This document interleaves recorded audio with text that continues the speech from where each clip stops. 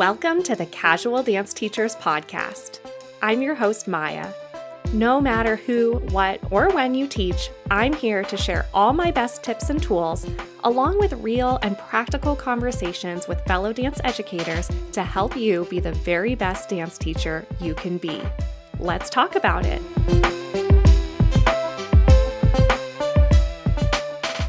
Hi, everyone. Thanks so much for being here. We are embarking on something new today. This will be a series, quote unquote, but I'm going to be breaking this up over the coming weeks or possibly even months. So we'll have some other content in between, but I am producing a series of episodes, today being the first one, about various different styles of ballet technique or ballet training, just to try to give new dance teachers or dance teachers that are looking to maybe get a more formal syllabus, more formal training for themselves that they can pass on to their students, to give them an idea of what's out there, what's available, the pros and cons of each, sort of comparing and contrasting.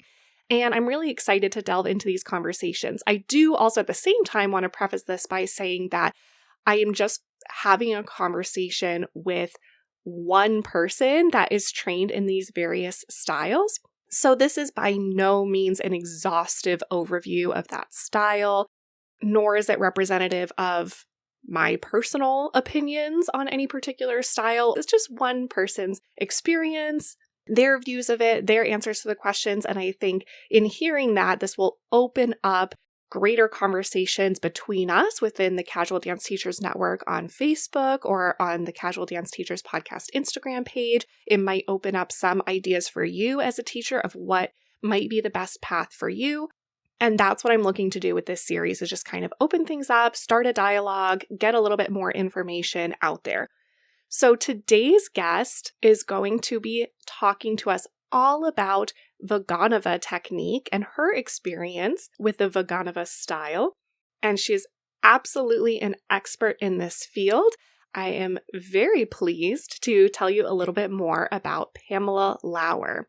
Pamela Lauer received her Vaganova training at the School of the Hartford Ballet in Hartford, Connecticut, the Rubovsky School of New York, and the Maryland Ballet. She has also studied at numerous studios, seminars, and workshops throughout the US and Europe, and performed with the repertory company of the School of the Hartford Ballet, the Baltimore Ballet Society, Maryland Ballet, and many others. Pamela has been on the faculty of Hartford Community College since 1981 and has held dance instruction positions at additional local colleges. Her students have gone on to further their dance educations at various universities and perform with companies throughout the United States, Europe, and Asia. So let's get right into it. I am so pleased to welcome Pamela Lauer. Pamela, thank you again so much for being here and joining us and talking all things Vaganova today. I'm really, really excited to get into it. I guess I'll start with kind of a caveat on my end so you know where I'm coming from, because I am going to ask you a lot of really sort of basic questions, I think.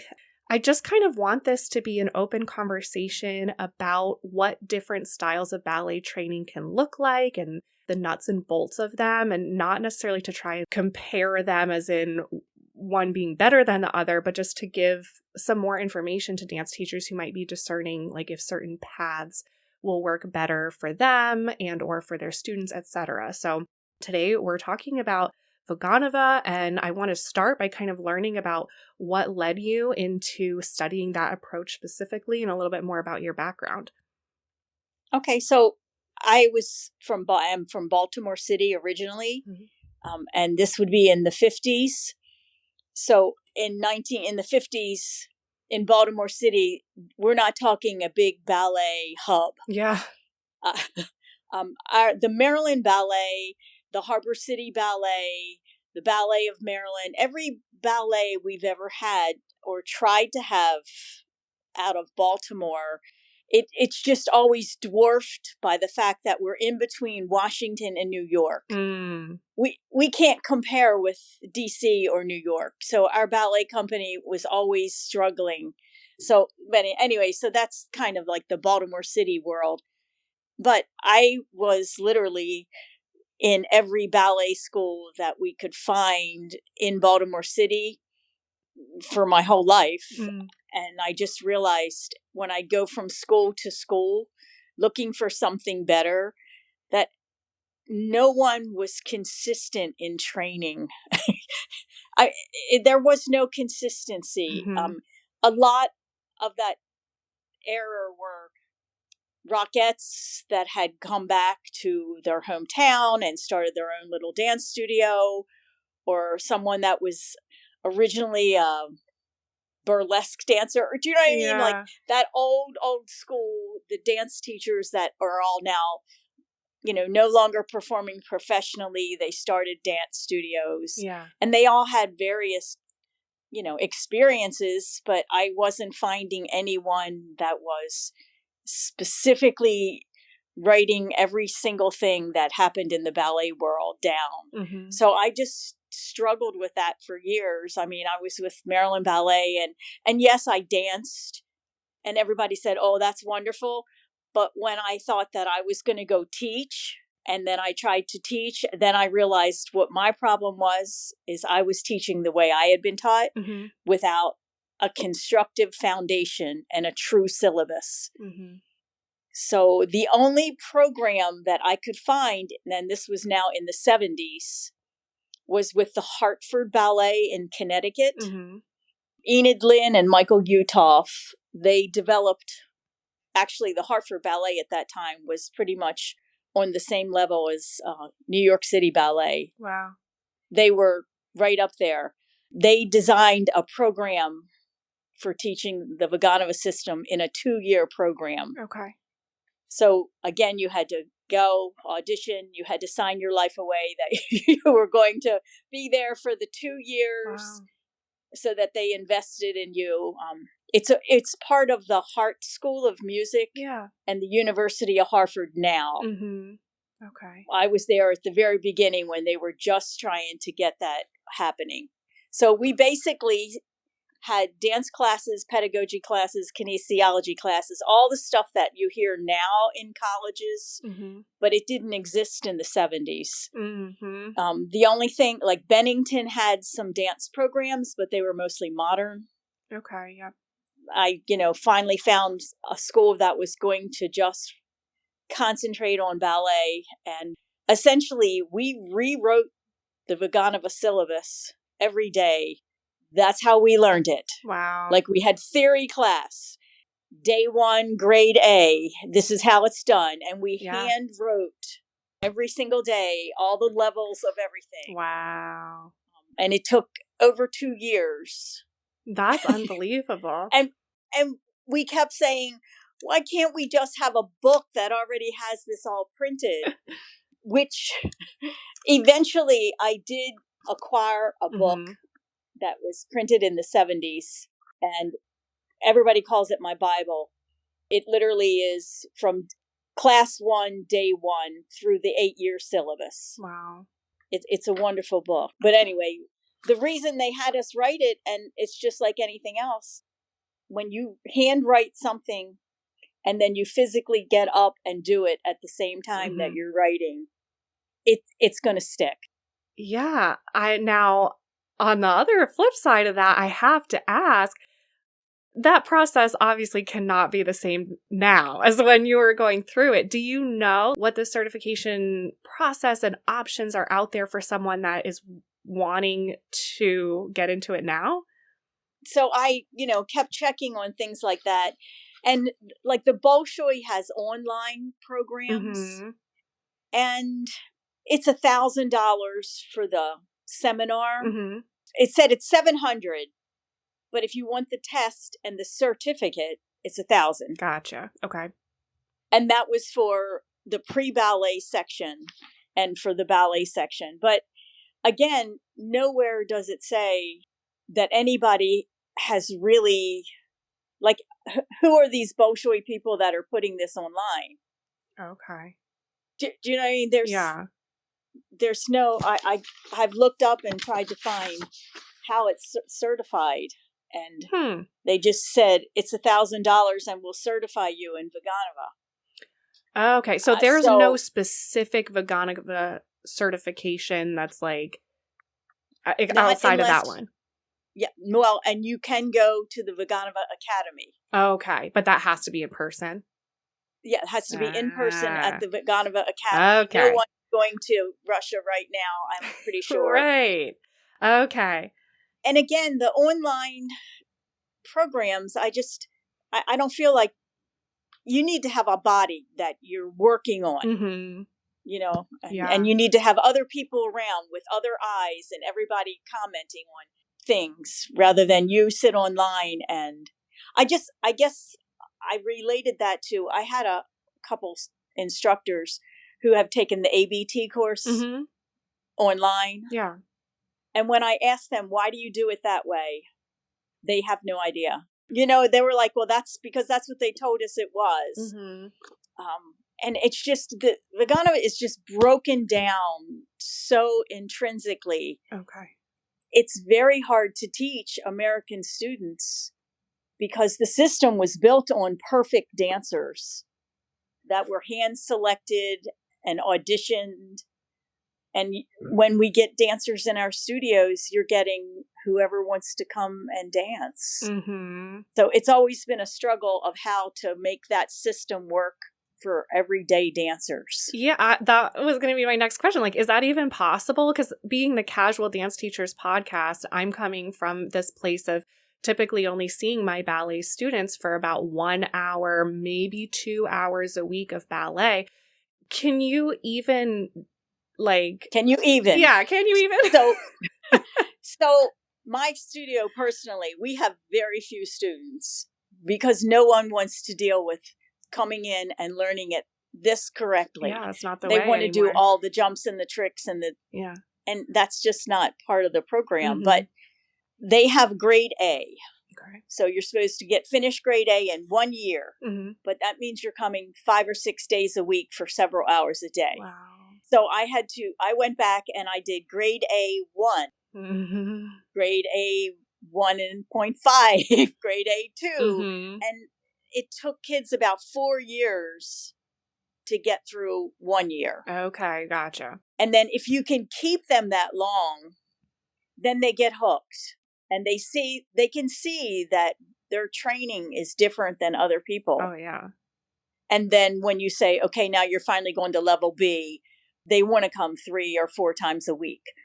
So then you can progress through the system better. Okay. So can you give any examples from working with these students? Like, obviously, I can kind of glean from what you're saying, like a potential downside if you are trying to run a business is it's hard in this day and age to retain students if you're moving at a slower pace just because of TikTok culture and what have you.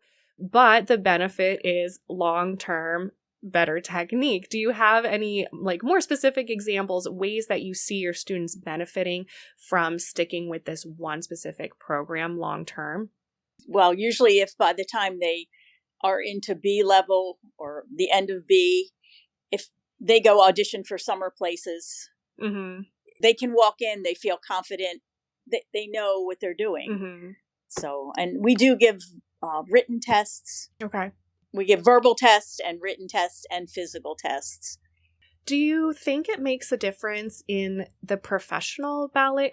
My ignorance is showing here 100%. No. But does it make a difference in the professional world if you are going to audition for, some of the major ballet companies to be a Vaganova trained ballet dancer versus having like more of a mishmash of ballet training growing up? So by the time you're auditioning professionally, if you have your Vaganova training, all the other systems, you can also pick up things. Because, if you're going to audition for something that's more Balanchine, mm-hmm. yeah, you might be a great Vaganova dancer, but you better know how to move fast. Yeah. So at that point, you need to learn a touch of everything. Mm-hmm. But you've got your foundation. Yeah, okay. So it's like, if you have this beautiful cake, you can put any decorations on top, as long as the taste cake's good. Yes. I love that. Yeah, so that actually, I probably should have asked this question first for people listening that are like, what is Vaganova? Whoopsie. I'm like going all over the place. So let's go back to that. Can you talk a little bit about within the curriculum, within the training, where are we starting from? What are the most important elements that make a Vaganova dancer? So when we start, everybody pretty much starts kids way too young in this country. Mm-hmm. They want their 2-year-olds to take ballet. That is absolutely impossible. If your child is 7, 8, or 9, and you're putting them at a bar, it's 2 hands to the bar, Mm-hmm. and a lot of work is in parallel. Then when you finally get to some rotation, everything is learned in a la seconde first. Mm-hmm. Because if your placement to this, to second is correct, front and back is going to follow suit. Okay. But if you start letting kids point their feet front and their hips are all twisted and crooked, so let's just stick 2 hands, and until you get your hips perfectly square with some concept of a rotator and how to stand with your pelvis, what's the point in going any farther? Mm-hmm. And again, that's slow going. Mm-hmm. But we really don't keep them at the bar very long at all. Mm-hmm. A lot of the ones that we have that are 6, 7, or 8, 9, we need them to learn musicality. Mm-hmm. Because, you could be the greatest technical dancer, but not have any musicality. And you see that on stage all the time. Yeah. She looks absolutely perfect, but she's just not there. Mm-hmm. So I don't know. Did I get sidetracked there? No, not at all. That's okay. Exactly the type of thing that I'm looking for. And I go crazy because in Vaganova, you have to use your head. Mm-hmm. Everything you do has a specific head movement. And I don't think a lot of teachers emphasize that. Mm-hmm. And when you go to a theater, most people are not educated. They're looking at the dancers from the waist up because it looks pretty. Yeah. And if their head is just sitting there, that whole line is gone. So, definitely we use the head a lot more. When do you start training that? Because as a ballet dancer or ballet teacher myself, I have to say that's an area where I really struggle, because when my dancers are first starting out, I feel like, oh, it's too much to introduce the head. Like they're already trying to deal with, the hips and the feet and all of that. And then at some point I will go, oh, shoot, they're getting a little bit older and they don't know what to do with their head. So can you tell me what you do for that?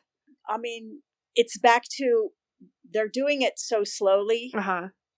Everything, like Vaganova does everything in 8 counts. Mm-hmm. Like your first tendus to the side are 4 counts out, 4 counts in. Yeah. Yeah. Then the next year you get 2 counts out, 2 counts in. The next year, 1 and 1. The next year, and 1. Mm-hmm. Then the next year, and 1, kind of. Okay, so yeah. It's back to, do they really want to stand there that slowly? No. But they can incorporate the head because they have time. If you have time, you do the tendu, bring it home. Okay, now let's turn our head. And we have the 7 movements of head: tilted, dropped, lifted. So they practice all the head movements.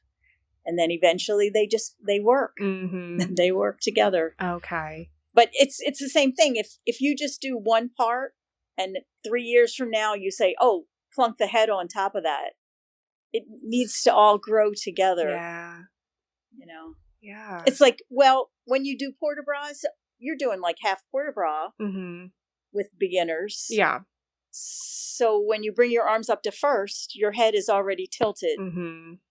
And when you open the arms, your head is already turned profile. Mm-hmm. So, I don't know. I used to put stickers inside their hands. Yeah. Or, stamps or anything you can do inside their hands. And they have to just keep looking inside their hands on port de bras. Yeah. Just, anything. People do all kind of stuff. Yeah. I do also want to circle back to what basically like the reason why you said you pursued the Vaganova training from the get-go was just a lack of training for teachers from the oh no, what's this word? What's the matter? Pedagogy. Logical. Pedagogy.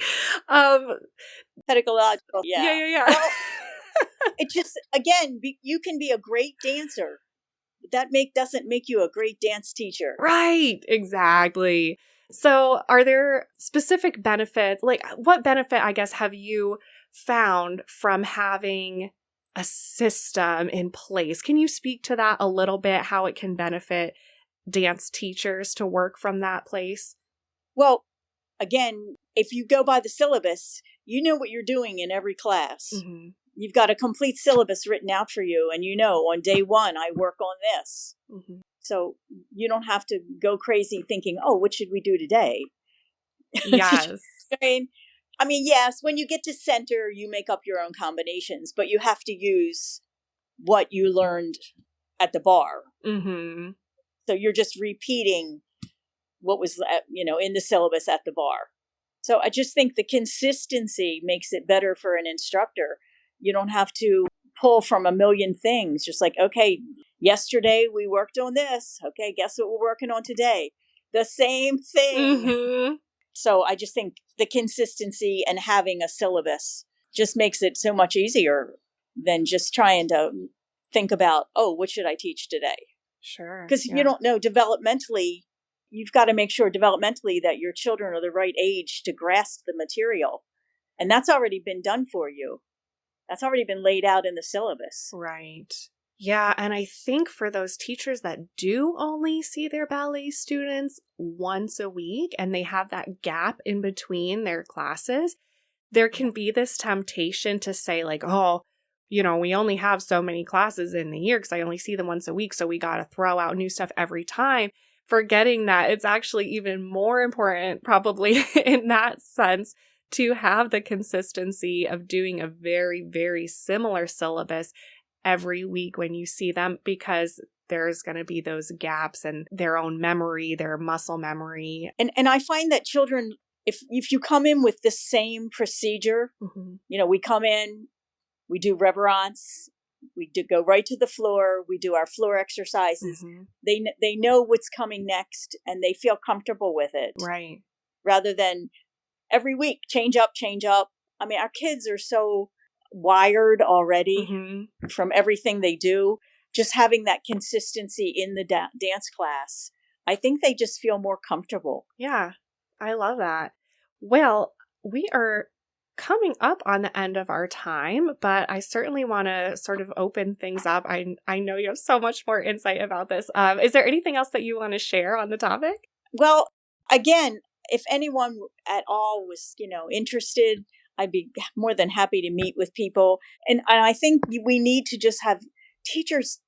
I don't know why they just feel like they're afraid to let their guard down and ask questions. Do you know what I mean? Mm-hmm. Like the studio down the street, that instructor, she's never probably going to come up and sit with me because I don't know why there's that standoffishness. Yeah. I don't know. But I've given a million seminars where let's just sit on the floor. Let's go through the syllabus. Okay, you stand up, you demonstrate. We're going to manipulate your body. We're going to talk about anatomically what's going on. Mm-hmm. And I think we just need to have little seminars like that. Yeah. So what's the best way for people to get in touch with you? Just email. Okay. Me. And I will put your email in the show notes. Okay. Yeah, absolutely. Yeah. I mean, there's what, a half dozen systems. And I'm sure if you were trained in the Cicchetti people, I'm sure that they feel the same way, or RAD or any of the other systems, Bourneville. Mm-hmm. I took Bourneville classes and nearly died. They're all jumping. Mm-hmm. Do you know what I mean? So, yeah. I mean, every system has its best parts. Yeah. And I think as a professional, you need to learn not specifically every single one, everything, mm-hmm. but you need to know pieces of it. But you need that one foundation. Yeah. You need to have something for your foundation and build on it. Mm-hmm. Yeah. And that's really what I'm trying to do here. Although I have to say, I have not gotten a hold of any Cicchetti people. I'm looking. I haven't found anybody that'll come talk to me about Cicchetti specifically. And I haven't even looked into trying to find someone that's Bourneville specifically. But we'll get there. Just trying to share some different systems and yeah, get into the root of that. There's the whole, Balanchine has a system, right. Bourneville, RAD, yeah, Cicchetti. And then Vaganova was preceded by Legat, Legat. So, and then some of the Vaganova that I know is definitely the old school. Apparently the Bolshoi got together, I don't know when, in the 80s and tried to update some of the things. Okay. But I still do all the old ones. Okay. Oh, that's good to know.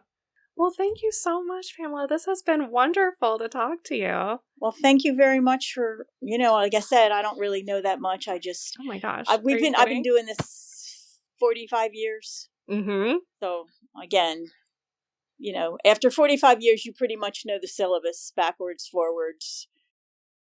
Folks, this is Maya hopping back in just to close things out. I want to thank you all for listening and encourage you again to join me in the Casual Dance Teachers Network Facebook group to chat about the styles of ballet or ballet techniques that you implement in your own classrooms and what your feelings are on this conversation, ballet techniques in general, just anything that we can do to add additional resources for teachers that might be discerning some additional training. I welcome you to share those there. If you're not on Facebook or you haven't already followed us on Instagram, please follow the Casual Dance Teachers podcast on Instagram and be sure to leave a review on whatever platform you're listening to the podcast on to help these conversations reach additional dance educators. Big thanks to GB Mystical for the theme music for the show, and I will see you all next time.